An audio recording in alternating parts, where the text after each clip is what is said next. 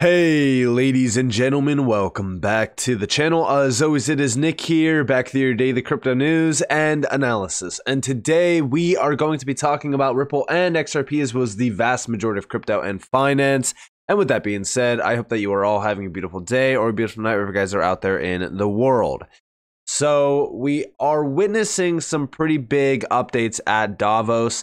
Obviously, this is one of the largest events of the year to definitely focus on. I mean, going all the way back to 2023, Davos was extremely exciting. There was a lot of insights released around some great projects.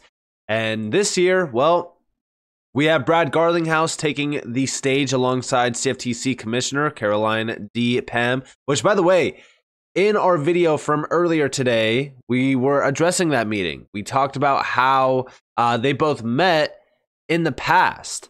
But this is on crypto at a crossroads, future-proofing digital assets.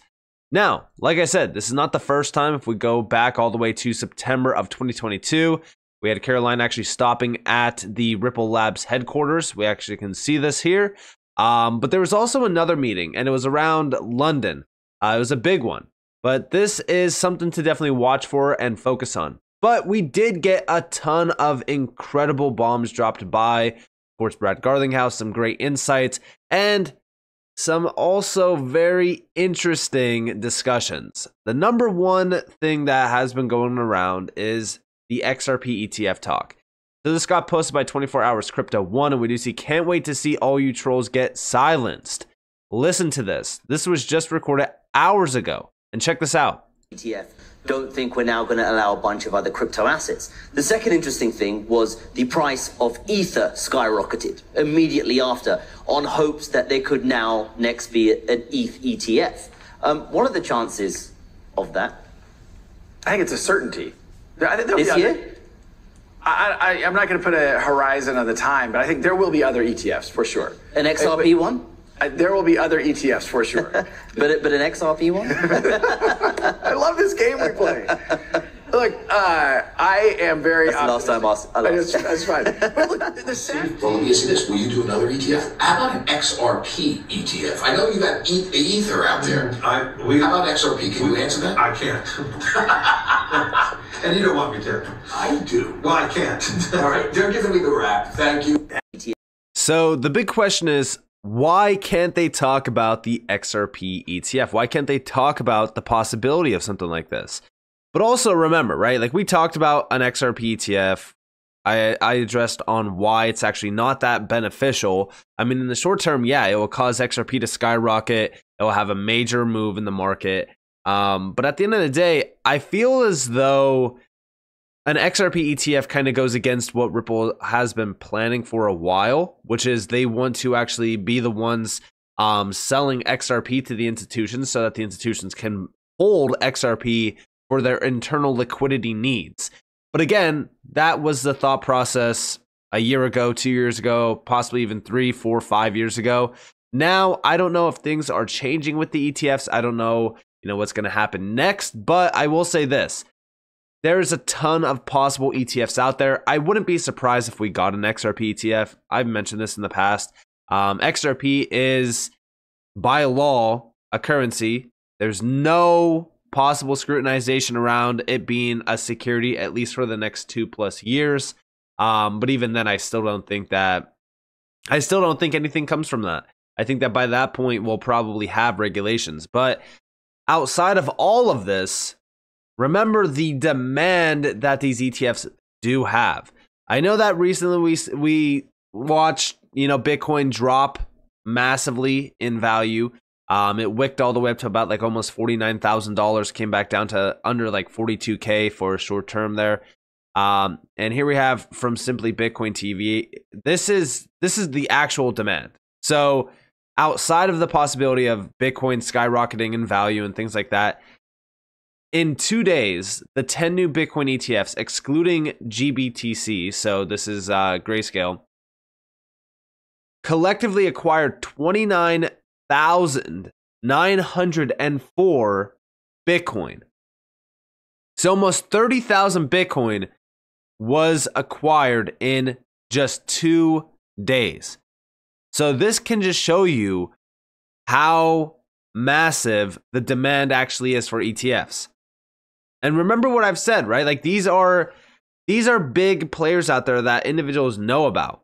Franklin Templeton, Fidelity, BlackRock, you name it, right? So people are trusting these big names. They feel as though they can trust them. So it is going to be, it's a welcome mat, if you will, for mass adoption. And even by mass adoption, I just mean mass buy-in and mass volume coming into the space. Because in my opinion, mass adoption isn't mass adoption until it's actually being utilized. This is just buying, trading, selling Bitcoin through an ETF. But this is still a big change in scenery. I mean, 30,000 Bitcoin in 2 days with these ETFs. It's a pretty significant change. But outside of this, right, we also saw this clip coming around talking about the IPO. So this is another one to definitely watch for. Big shout out to 3TGM Crypto for this. Justin, Ripple CEO Brad Garlinghouse explores the idea of an IPO outside the US amid regulatory challenges with the SEC, doubling down on his optimism for the crypto market. He sees a bright future for crypto heading into 2024, myself included, of course.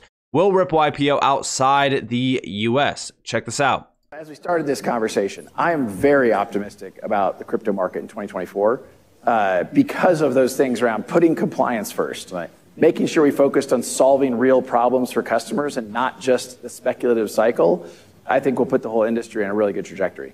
So, we have been cash flow positive the last couple of years. That has been a unique place in the market and allowed us to invest not only in the core of Ripple, but also in acquisitions. And even, recently we've now repurchased over $1 billion of stock from our shareholders.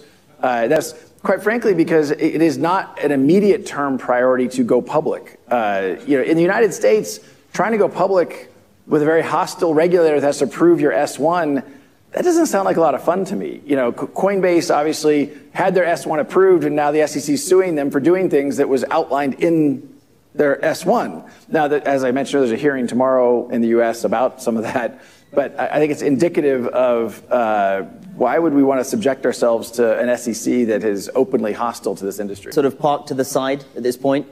Yeah, I mean, or are you I don't looking think elsewhere outside the U.S. for a listing? I mean, yes to all of those. Okay. I don't think about an IPO as an exit. I think about an IPO as a step in the journey. But honestly, a lot of people go public because they need to raise capital. Yeah. Ripple's not really in a place where we need to raise capital. And so it is not a short-term priority. We're obviously keeping that option open, and we'll evaluate it as time continues. And we'll evaluate it again as we have new regulators sitting at the United States SEC. And I guess some of it's market dependent as well. Last year was an interesting space in the tech world more broadly. There were a lot of secondaries, buybacks, but very few IPOs. The market wasn't obviously very great for them. So I guess it's also how the broader markets play out as well. For sure, that's part of it. And not just the public markets, but also the crypto markets. Yeah. And I think Coinbase's stock is in a much stronger position now than it was a year ago, but obviously well off its highs from 3 years ago when it went public. So it's just not a huge priority. We have a lot of capital, very strong balance sheet. We can continue to play offense through an acquisition point of view, invest in the business. As we started this conversation, I am very optimistic about the crypto market in 2024. So you guys have it. And again, some great insights there. Obviously, yes, they are exploring possibilities of IPOing outside of the US, but also this year is going to be extremely optimistic for, crypto, utility, even XRP. I also think that the entire crypto market is welcoming in the idea of utility and those that are focused on utility. I mean, it really kind of just goes back to my entire thought process. I feel as though with these ETFs, it was mania in terms of, how much is Bitcoin going to skyrocket off of these ETFs? And, of course, the typical retail thought process. But in my opinion, it was a stepping stone for all of these big players like BlackRock to explore the next avenue of interest around crypto and this technology. I mean, ETFs, things like that, it really is just a starting point. Now we really look at what else is going to change. Obviously, regulations, big deal, 100%. But beyond that, we really look at implementation and adoption of this technology. That's when everything will change. But also over here, Brad Garlinghouse, live from Davos. Big shout out to Cowboy Crypto 313 for this. This is 2 clips. There's 2 clips here I'm going to play. Both of these are great insights on what's been happening and what Ripple has been focused on as well. Check this out.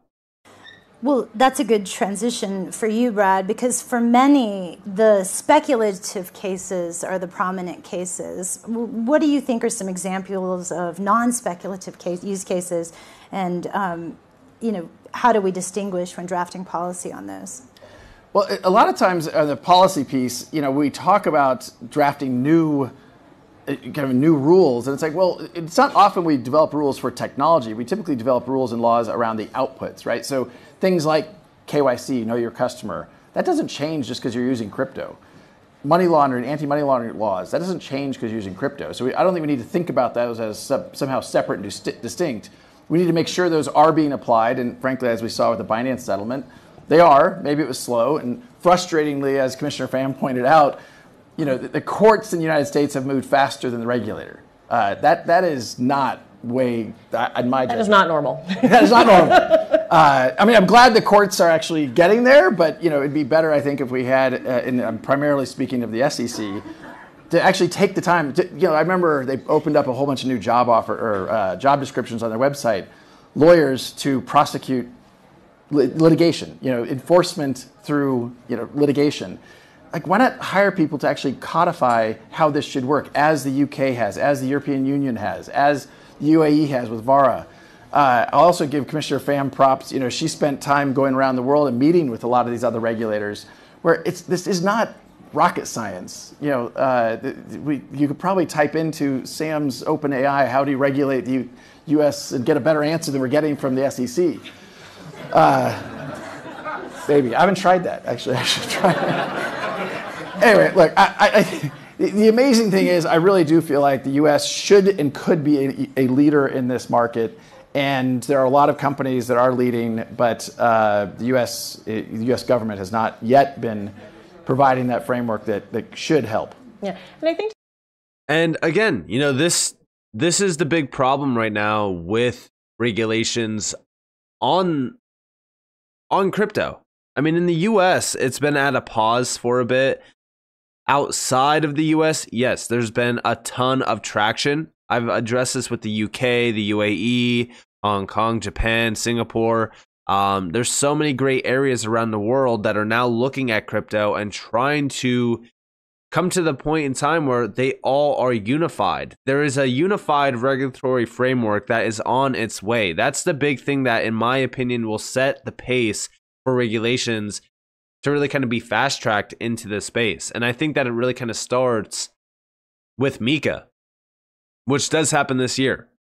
Outside of that, we really just kind of look at what the next big move is. Is the US going to follow through with what MiCA is doing with Europe, or are they still going to drag their feet and really kind of just do what they've been doing?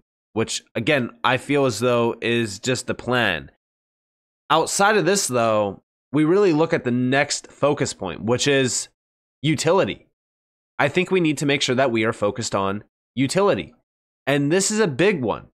Listen, I get how exciting it is to focus on hype and speculation and, oh, how high can the price go if, Elon Musk tweets about it. Like, those are the days where, the retail sector was just focused on getting rich quick.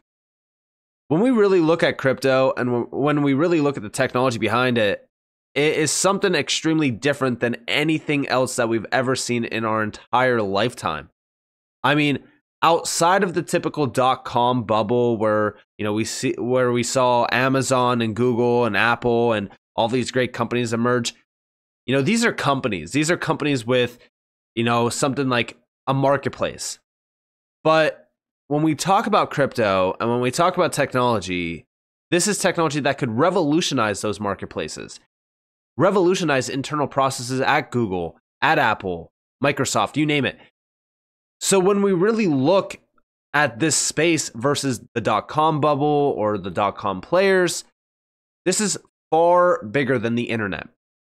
And I feel as though not enough people are focusing on that aspect of this market. They're just here for, the short term, just to get rich and, go out and buy whatever they want to go and buy.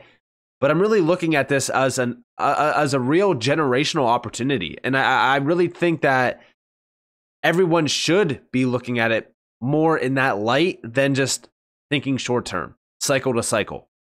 But here we have the quote from Brad Garlinghouse. This is, again, a 2-minute long clip, but it's great insights. And it really does focus on what is going to be happening throughout this entire year and even going forward on in time.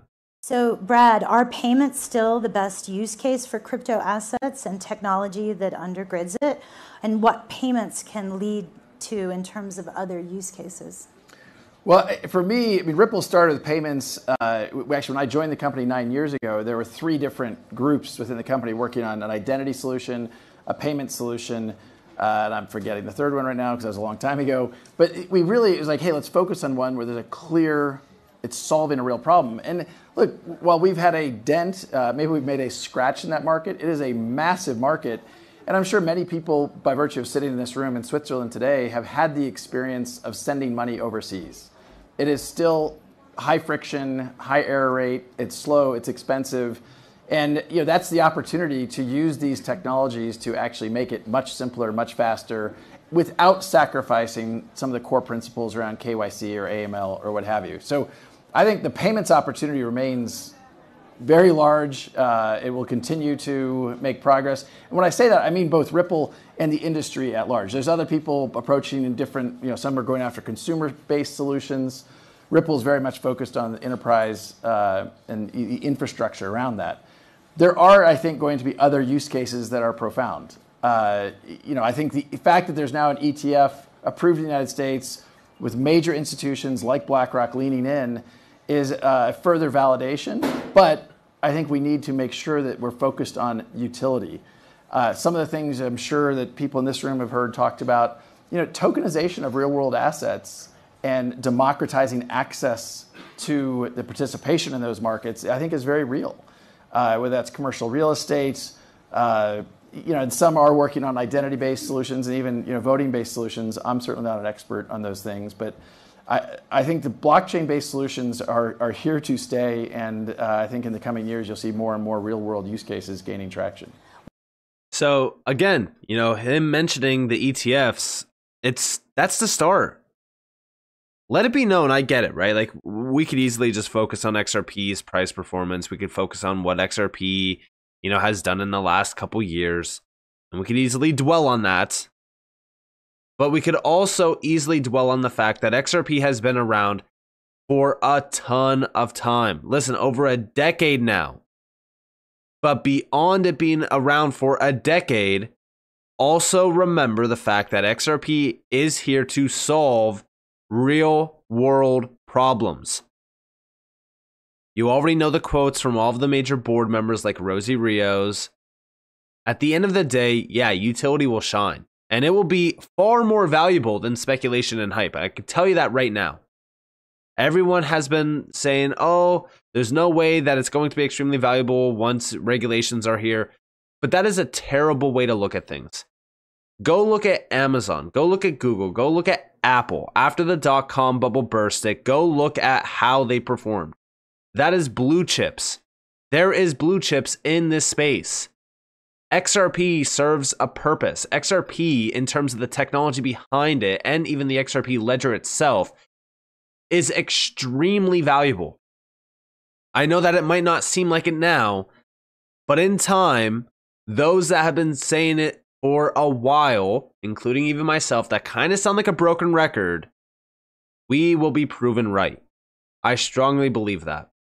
But beyond that, we already know the 2024 predictions from major individuals at Ripple. They shared their insights previously. And the big thing that we were addressing was the utility boom in 2024. We expect the funding will rebound with a renewed focus on companies solving real-world problems and not centered purely around infrastructure. We're going beyond this and focusing on the utility behind the tech. And again, it's mainly around payments. And they even mentioned how they are closing in on traditional fintech. 3 out of 4 financial institutions now are likely to explore digital asset services in the next 3 years, especially for cross-border payments. They anticipate an increase in fintech plus crypto partnerships to close the gap between emerging and existing financial technologies to resolve legacy pain points. So now we are starting to see major change happening. But beyond this, we also had this one, which is institutions looking to embrace crypto. As 2024 approaches, Eric Van M sees a new era of finance emerging featuring trusted utility. That's a big one. Adoption by traditional financial institutions and regulatory alignment. We've already started to witness the convergence of traditional finance and DeFi solutions, a pattern that will only accelerate over the coming months and years. 5 years ago, crypto was considered a dirty word by global financial institutions, yet in the past 12 months, we've seen these same players show more interest than ever in harnessing the power of blockchain. Skepticism towards crypto is abating as institutions begin to recognize the extent to which services like Ripple's can plug into their tech stack and drive value, creating new revenue streams, enhancing customer benefits, and delivering material financial returns. The industry is maturing, and next year it will help banks embrace the future of finance services or financial services. Now, again, that quote down there, plug and play into their tech stack to drive value, creating new revenue streams, enhancing customer benefits, things like that. Imagine what this could become. Imagine Amazon, Google, like I said, these large blue chips in the traditional world. Imagine them plugging and playing into crypto. That is an absolute massive opportunity to be ahead of. But with that being said, I hope that you guys enjoyed this video. If you guys did, definitely leave a like, subscribe, turn notifications on. If you guys have more free content, you guys are more than welcome to follow me on Twitter and join the free Discord in the description below. Also, NordVPN, 63% off right now, limited time only, $3.99 a month. You guys can pay with crypto, you can pay with anything, but this is a big one, especially for anyone that's in crypto, that's been focused on crypto. You have to make sure that you are protected all around, protect everything, because guess what? In crypto, you can never be too protected. NordVPN, the best VPN service out there, 6,000 plus servers, malware scans, alerts about leaked credentials, tracker, and even ad blocker all included. Guys, go and check this out if you are interested in a VPN. 63% off, $3.99 a month. You can seriously not beat this price and this value. So definitely go check it out. Links down in the description below as well as in the comments below. But with that being said, guys, this has been Nick. Peace out.